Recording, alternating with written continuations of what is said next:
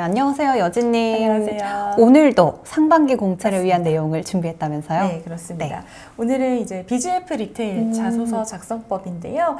23일 지난 이제 월요일부터 이제 네. BGF 리테일도 공채를 시작을 했습니다.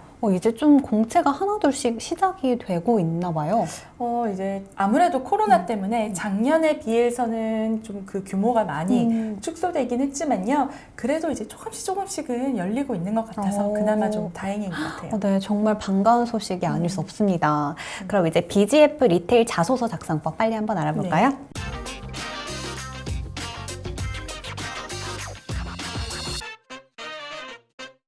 그러면 BGF 리테일 자소서 항목 설명 먼저 부탁드릴게요. 우선은 4개 항목으로 좀 구성이 되어 있고요. 네. 전 직군이 모두 다 동일한 항목을 작성하게끔 되어 있습니다. 그리고 이 BGF 리테일도 그 분량을 좀 바이트로 지금 제시를 해주고 있거든요. 그래서 여러분들이 작성하실 때에는 반드시 바이트 체크를 좀 하시고 진행을 하셔야 될 것 같습니다.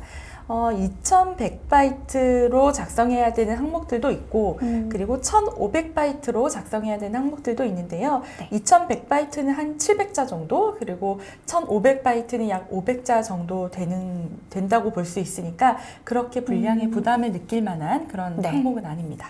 네, 이제 전 직군이 동일한 항목으로 구성이 되어 있고 또 분량이 바이트로 되어 있으니까 꼭 확인을 해보시는 게 좋을 것 같습니다. 그럼 자소서 항목 설명 먼저 부탁드릴게요. 네, 이제 1번 항목부터 좀 볼 텐데요. 1번 항목은 본인이 선택한 직무에 대해 아래 내용을 포함하여 기술하시오라고 되어 있고요. 총 3가지 그 부속 질문이 있습니다. 1번은 지원한 직무의 역할이 무엇이라 생각하는지 자유롭게 기술하라. 2번은 본인이 해당 직무에 적합하다는 근거를 본인의 경험을 바탕으로 기술해라. 3번은 입사 후 경력 개발 계획에 대해 기술해라입니다. 이 3가지를 모두 이제 2100바이트 안에 녹여내야 되는 거죠. 이 자소서 질문의 목적은 직무 이해도와 그리고 직무 역량과 그 다음에 입사 후 포부를 알아보려고 하는 이 3가지 목적이라고 볼 수 있습니다.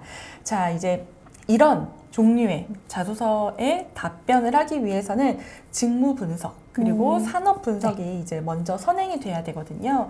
이제 BGF 리테일 역시도 그 채용 홈페이지에 그 각각의 직무에 대해서 자세하게 소개를 해놓고 있으니까요. 그것을 좀 확인하시면 좋을 것 같고요. 그리고 이제 저희 자플래닛 영상에도 이 편의점 영업관리에 대한 대해서 저희 그 지혜님이 아주 상세하게 설명해 놓은 영상이 있거든요. 그래서 이제 그것도 함께 좀 참고를 보시면 이 BGF 리테일에 지원하실 때 큰 도움이 될 것 같습니다. 이 채용 홈페이지와 동시에 좀 자플래닛 영상을 번갈아 가면서 확인을 하면 많은 도움이 될 것 같습니다. 그래서 이제 이 항목에 좀 쪼개서 하나씩 살펴보면 직무 역량인데요. 여기서 이제 직무 역량을 물어보는 거는 너가 직무 역량이 어떤 건지 알고 있어를 물어보는 게 아니라 당신이 직무 역량을 갖추고 있는지 그것을 보여달라. 이런 의미입니다. 그렇기 때문에 이 직무 역량은 직무를 탁월하게 수행하기 위해서 필요한 역량, 즉 뭐 이 업무 수행에 필요한 어떤 지식적인 측면이나 스킬적인 측면이나 태도적인 측면들을 다 포함해서 이제 얘기를 하는 거거든요. 그렇기 때문에 이 항목에서는 내가 이러한 것들을 갖추고 있다. 내가 이 업무에 있어서 전문성을 가지고 있다를 어필을 해야 되는 겁니다. 그렇기 때문에 내가 전공 수업이나 아니면 학과 과정에서 어떤 프로젝트라든지 뭐 자격증 취득이나 특허나 논문, 공모전 이런 지식적인 측면을 이제 강조할 수도 있고요. 지금 이 BGF 리테일 같은 경우에는 영업관리 포지션을 제일 많이 뽑잖아요. 그러면 이 일반 영업관리 같은 경우에는 사실은 특별한 어떤 지식이나 뭐 자격증이 요구되지 않더라도 누구든지 충분히 수행할 수 있는 이제 좀 더 지원의 폭이 넓다라고 볼 수가 있어요. 그렇기 때문에 여러분들이 뭐 내가 뭐 경영학과가 아닌데 혹은 뭐 내가 유통과 관련된 전공을 하지 않았는데 내가 이거를 지원할 수 있을까라고 생각하실지도 모르겠지만 본인이 어떤 전공이나 뭐 이런 자격증 같은 것들이 좀 부족하다고 생각하면 본인의 어떤 태도라든지 어떤 그런 대인관계 스킬이라든지 아니면 본인이 유통 영업에 적합하다라는 어떤 그런 태도적인 부분들을 어필을 하는 것도 좋은 방법이 될 수 있습니다. 그래서 뭐 인턴십이나 아르바이트나 내가 봉사활동이나 뭐 동아리나 이런 경험들을 통해서 내가 습득한 어떤 그런 태도나 스킬 같은 것들을 이 항목에서 적어주셔도 괜찮습니다. 그리고 이제 영업관리 직군에 그러면 이제 어떤 그런 태도나 스킬들이 필요한지를 조금 보면요. 먼저 이제 리더십이 필요하고요. 네. 그리고 커뮤니케이션 능력과 조정 능력, 설득력, 문제 해결 능력 이런 것들이 좀 필요합니다. 이제 어떻게 생각하시면 되냐면 그 편의점은 이제 다 직영이 아니고 그 점주분들이 이 BGF 리테일에 가입을 해서 이제 가맹점 형태로 운영이 되는 거잖아요. 그러면 이 가맹점의 그 점주분들을 다 관리하고 이제 그런 매니징을 할 수 있으려면은 좀 리더십이 필요합니다. 그래서 이제 BGF 리테일 같은 경우는 장교 전형이 또 따로 있거든요. 네. 그래서 이런 리더십이 꼭 필요하다라는 점들 그리고 이해를 하셔야 되고요. 커뮤니케이션 능력 같은 경우에는 이제 그 점주분들하고 계속 긴밀하게 커뮤니케이션을 해야 되고 이 본사의 어떤 방침이라든지 전략이라든지 어떤 뭐 프로모션을 한다, 이벤트를 한다 이런 것들을 이제 그 점주분들이 실행할 수 있도록 설명을 하고 뭔가 설득을 해야 되고 유도를 해야 되니까 커뮤니케이션 능력도 필요하고 또 뭔가 이렇게 분쟁이 있거나 갈등이 있을 때 이거를 또 중간에서 해결해야 되는 역할도 해야 되거든요. 그러다 보니까 당연히 뭐 조정 능력이나 설득력이나 문제 해결 능력 같은 것도 당연히 필수적으로 필요하겠죠. 그리고 이제 더해서 이제 재무적인 감각 그리고 데이터를 분석하는 능력도 있으면 좀 금상첨화가 될 수 있습니다. 자, 이 재무적인 감각은 영업 관리잖아요. 그러니까 본인이 담당하는 이 지역에서의 매출이 어느 정도 나오고 그리고 각 지점별로는 어떤 매출이 보이고 또 데이터 분석 같은 경우에는 그러면 어떤 품목들이 잘 팔리는지 뭐 연령이나 성별로는 어떤 상품들이 인기가 좋은지 혹은 안 팔리는지 이런 것들을 좀 분석해낼 수 있는 능력도 필요한 거죠. 이 영업관리 직군이 생각보다 굉장히 다양한 역량을 필요로 하는 직군이네요. 그렇기 때문에 이제 이런 능력들 뭐 커뮤니케이션, 뭐 리더십이라든지 아까 말씀드렸던 뭐 재무 감각이나 데이터 감각 이런 것들이 내가 갖추었다. 이것을 보여줄 수 있는 경험들을 이제 여기 2번 항목에다 써야 되는고요. 그러니까 1번 질문에 2번 세부 항목에다가 적어줘야 되고요. 이제 3번 입사 후 경력 개발 계획으로 좀 넘어가 보면은 이 경력 개발 계획 다르게 말하면 이제 입사 후 포부인데 여기서는 내가 어떻게 성장해서 어떻게 회사의 발전에 기여할 것인가 이거를 물어보는 질문입니다. 그런데 나 혼자 상상의 나래를 펼쳐서 이 계획을 적어내면 이거를 보는 회사 입장에서는 우리 회사에서 좀 불가능한데 이렇게 볼 수도 있잖아요. 그러니까 이 BGF 리테일이 어떻게 인재를 육성하는지 를 먼저 확인을 하고 그러면 이런 범위 안에서 내가 이렇게 성장을 하겠다라는 계획들을 보여주어야겠죠. 그래서 이제 여러분들이 이거를 작성하시기 전에는 홈페이지에 가보시면은 인재 육성 파트 그리고 지속 가능 경영 보고서 같은 곳에 인재 육성 계획들이 실려 있습니다. 그래서 이런 내용을 좀 확인을 하셔서 실제로 입사했을 때 실현 가능한 그런 성장 계획들을 작성을 해주셔야 됩니다. 이제 정해진 이제 바이트 분량 내에서 좀 이 세 가지 내용을 잘 포함시키는 게 중요할 것 같은데요. 여진님이 말씀하셨듯이 채용 홈페이지 또는 자플래닛 영상 그리고 홈페이지 내 인재 육성 파트와 지속 가능 경영 보고서 등을 좀 참고해 보시면 많은 도움이 될 것 같습니다. 그러면 두 번째 항목도 한번 설명해 주시죠. 네, 이제 두 번째 항목은 공동의 목표를 달성하기 위하여 가장 중요하다고 생각하는 역량 한 가지를 선정하고 그 이유와 해당 역량을 발휘하여 목표를 달성한 경험에 대해 구체적으로 기술하시오라고 되어 있습니다. 1500바이트니까 500자 내외로 이제 작성을 하셔야겠죠. 여기서는 이제 쉽게 아실 수 있을 거예요. 이제 팀워크를 물어보는, 팀워크 능력이 있는지 이것들을 물어보는 항목인데요. 이제 단순히 팀워크를 물어보는 게 아니라 팀워크를 강화하는데 도움이 될 만한 어떤 것들을 당신이 가지고 있는지를 물어보는 거예요. 그리고 생각보다 이게 좀 어렵게 느껴질 수 있을 것 같아요. 복잡하게 느껴져요. 약간. 그렇죠. 그리고 그 역량을 발휘했던 그런 경험이 있는지를 이제 물어보는 거죠. 근데 이때는 무조건 팀워크 저는 되게 협력을 잘하는 사람이에요. 팀워크를 되게 잘하는 사람이에요. 라고 얘기를 하면은 약간 포인트가 안 맞을 수 있어요. 왜냐면 사실은 팀워크를 이끌어 가는 데 있어서 아까 좀 어렵다 그랬잖아요. 팀워크를 강화하는데 어떤 도움, 어떤 역량들이 필요하다. 좀 어려울 수 있는데 사실 여러 가지 요소가 있습니다. 어떤 사람은 것들이 있을까요? 굉장히 카리스마를 가지고 확 이끌어갈 수도 있고 네. 어떤 사람은 좀 부정적인, 좀 네거티브한 요소이긴 하지만 뭔가 어떤 계속 갈등을 발생시키고 문제를 제기함으로써 그 약간 수면에 있던 어떤 문제를 터트려서 표면으로 드러내서 네. 그것들을 해결하는 그런 사람도 있고 또 반대로 어떤 분들은 이제 뭐 정말 설득을 잘할 수도 있고 아니면 다른 사람을 정말 이해하고 다 맞춰주고 이렇게 하면서 이 팀워크를 형성해 갈 수도 있잖아요. 그러니까 팀워크를 형성하는 그 밑바탕에 작용하는 그런 역량들은 되게 여러 가지가 있단 말이에요. 그러네요.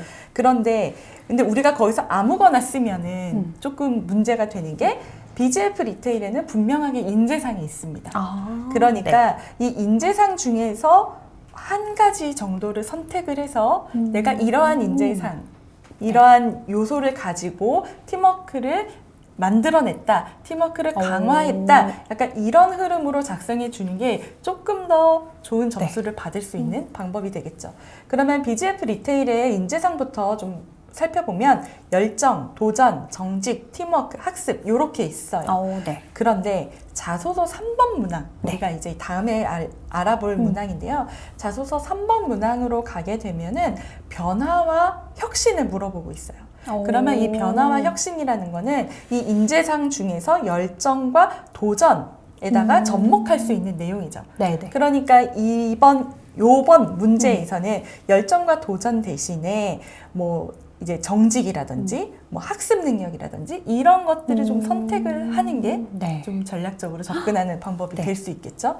그러니까 이제 내가 정직한 태도를 발휘해서 뭔가 팀워크나 공동의 목표를 달성했던 경험, 혹은 내가 학습 능력, 무언가를 굉장히 빠르게 정보를 습득하고 아니면 그것을 현장에 매우 빠르게 적용을 해서 공동의 목표를 달성했던 이런 경험들을 적어주시는 게 조금 더 전략적인 접근이라고 할 수 있는 거죠. 그래서 이럴 때 이제 구체적으로 좀 기술을 해 주셔야 되는데 제가 이제 자주 말씀드리는 부분인데 스테어 원칙이 있습니다. 네. 이거 기억나는 것 같아요. 그렇죠.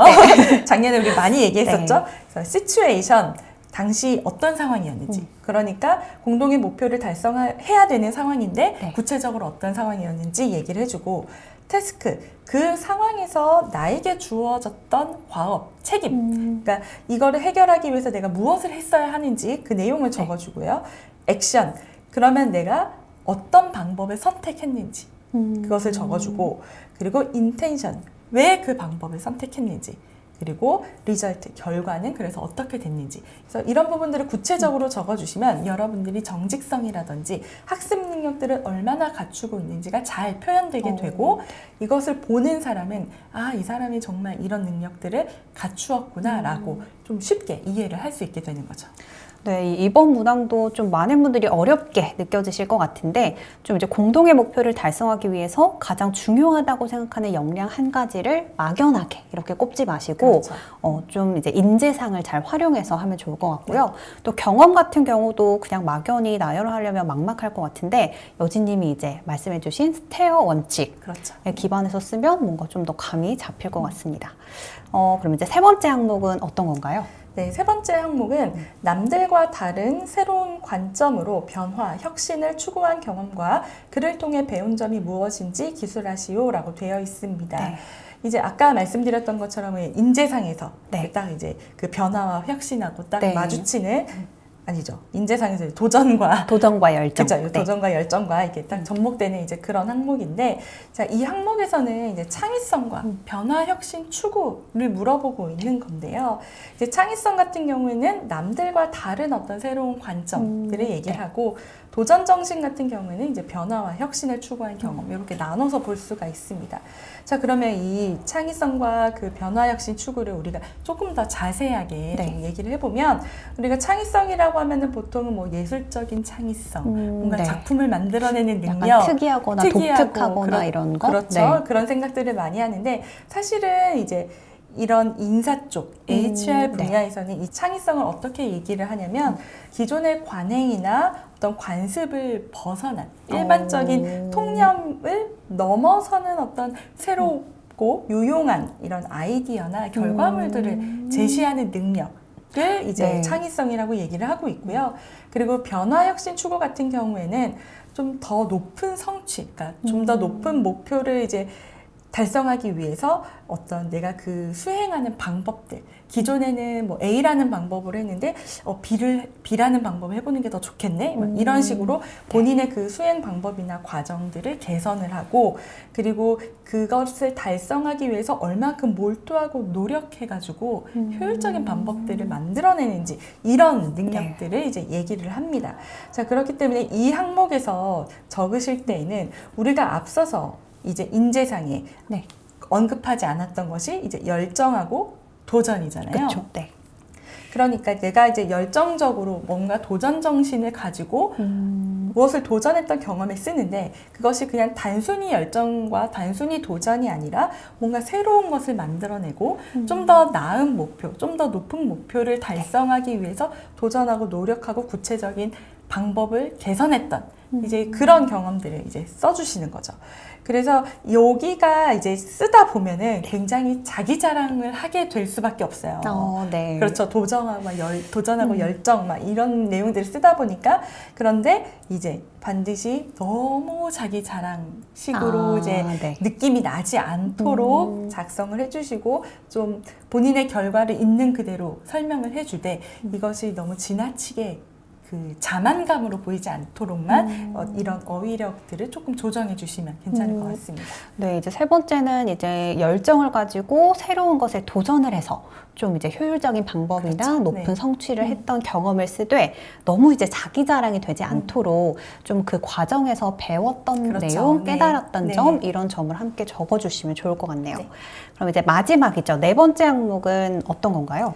네 번째 항목은 평소 이제 CU 편의점 이용 시 느꼈던 장단점을 기술하고 CU 편의점 경쟁력을 제고할 수 있는 아이디어를 제시하시오라고 되어 있습니다. 2100바이트, 700자 정도로 이제 네. 작성을 하셔야 되고요.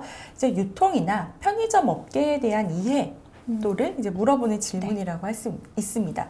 근데 이제 질문에서 편의점 이용 시 느꼈던, CU 편의점 이용 시 느꼈던 장단점을 기술하라고 네. 되어 있으니까 반드시 이용 경험이 들어가야 됩니다.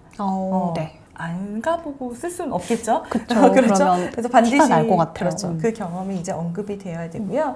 이제 뭐 개인적인 관심사부터 시작을 해서 이런 업계에 대한 어떤 이해도, 관심을 좀 보여주는 이런 흐름으로 작성하셔도 좋을 것 같습니다. 이제 이 작성하는 방법에는 좀 몇 가지가 있을 수 있는데, 먼저 이제 가장 쉽게 접근할 수 있는 방법은 경쟁 업체와 직접 비교를 하는 거죠. 네. GS25라든지 세븐일레븐이나 이마트24처럼 이제 같은 그 편의점 업계를 이제 브랜드들을 비교를 하는 걸 수도 있고요. 그리고 이제 조금 더 범위를 넓혀보면은 이제 편의점 어쨌든 그 유통에 속하는 그런 형태잖아요. 네. 그러니까 이제 편의점 업계를 넘어서서 유통이라는 어떤 큰 범주 안에서 CU 편의점의 경쟁력을 제고할 수 있는 방법들도 한번은 고려를 해봐야 됩니다. 네. 자, 예를 들어 우리가 똑같이 생수를 하나를 살 때 편의점에 갈 수도 있고, 네. 쿠팡에서 로켓 배송을 시킬 수도 있고, 그렇죠. 아니면 내가 할인마트에 가서 살 수도 있는 거잖아요. 그러니까 사실은 제품이 다 겹치는 어떤 그런 유통 채널도 고려를 해서 편의점이 그러면 어떻게 경쟁력을 가지고 갈 것인가 라는 것들도 한번 검토를 해보셔야 네. 된다는 거죠. 그리고 아까 이제 좀 이어서 연결되는 내용인데, 그 편의점에서 판매가 이루어지고 있는 어떤 제품군과 그 제품들이 관련된 어떤 다른 유통망들의 변화 같은 것들도 살펴보면 좋아요. 그러니까 예를 들어서 이제 저희가 네. 촬영하고 있는 이 위워크라는 공간에도 네. 편의점에서 파는 물건들을 똑같이 살 수가 있습니다. 맞아요. 저기 밖에 보면은 그렇죠. 네. 라운지에 네. 이제 뭐 간식거리나 그런 간편식 같은 것들이 이제 채워져 네. 있잖아요. 그러니까 이 건물에서 일을 하시는 분들은 굳이 편의점으로 내가 바깥으로 나가지 않아도 여기서 쉽게 살 수가 있는 거죠. 그리고 뭐 커피 같은 것들, 우리가 뭐 편의점에서 살 수도 있고 뭐 스타벅스에서 살 수도 있는데, 위워크 같은 경우에는 커피를 주거든요. 그러니까 그쵸. 아예 내가 편의점을 안 가도 되는 그런 일들도, 상황도 이제 생기거든요. 그러니까 이제 어떤 그 유통의 어떤 방법들이 변화한다라는 것들도 좀 염두를 해두시고 좀 접근을 하시는 게 좋을 것 같습니다. 네. 그리고 이제 비교 기준 같은 것들도 좀 명확하게 제시할 필요가 있는데요. 내가 예를 들어 뭐 CU와 GS25를 비교를 하겠다. 그러면 이것을 그냥 뭐 좋다 나쁘다 이런 식으로 비교하는 게 아니라 점포의 위치를 비교해볼까? 아니면 점포의 수를 비교해볼까? 운영 방법을 비교해볼까? 아니면 유통 제품군의 종류나 수량 이런 것들이 비교해볼까? 그래서 특정한 어떤 기준을 가지고 그 기준으로 봤을 때 CU의 장단점, GS의 장단점 이렇게 비교해보는 어떤 기준이 필요한 거죠. 네, 이제 마지막으로 또 이 부분도 좀 기억해 두셔야 되는 게 이제 소비자들의 구매 채널이나 방법이 굉장히 다양해졌다는 겁니다. 이제 뭐 드럭스토어, 뭐 올리브영이나 뭐 롭스 뭐 이런 곳들 가면은 편의점에서 파는 것들과 물건이 겹치는 게 많아요. 그리고 뭐 해외 직구 요즘 굉장히 많이 하시죠? 그쵸. 그리고 뭐 온라인 커머스, 뭐 쿠팡이나 뭐 이런 곳들 요즘에 다 막 새벽 배송되고 하루 맞아요. 만에 뭐 밤에 주문하면 아침에 오고 이렇기 때문에 굳이 내가 가까운 편의점에 이렇게 옷 입고 신발 신고 나가지 않아도 그쵸. 편하게 네. 얻을 수 있는 상황이 되었거든요. 그리고 이제 뭐 스타벅스의 사이렌 오더 같은 것들. 맞아요. 그쵸? 편리하죠. 내가 뭐 굳이 가지 않아도 내가 앱으로 주문하면은 가는 동안에 내가 준비되어 있고 바로 가지고 오면 되는 이제 이런 것들이 있으니까 이런 구매 패턴이라든지 이런 채널의 변화 이런 것들도 한번 검토하셔서 CU가 어떻게 경쟁력을 키워나갈 수 있을 것인가 네. 이런 점들을 좀 아이디어를 뽑아보는 것도 좋을 것 같습니다. 네, 이제 제가 4번 항목 보면서 조금 궁금한 게 장단점을 쓰라고 했는데 사실 장점을 쓰기는 굉장히 쉬울 것 같아요. 근데 단점은 이제 내가 입사하게 될 회사인데 단점을 정말 생각나는 대로 써도 될까?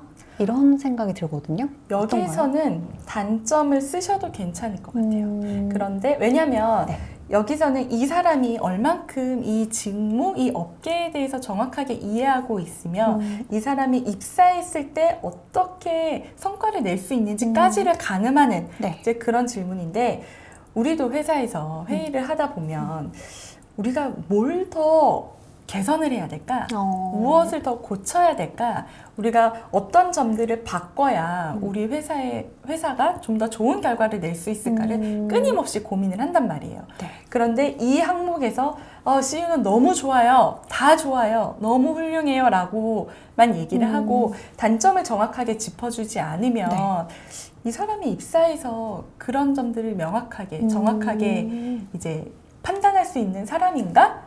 라는 퀘스천이 생길 수 있겠죠. 네.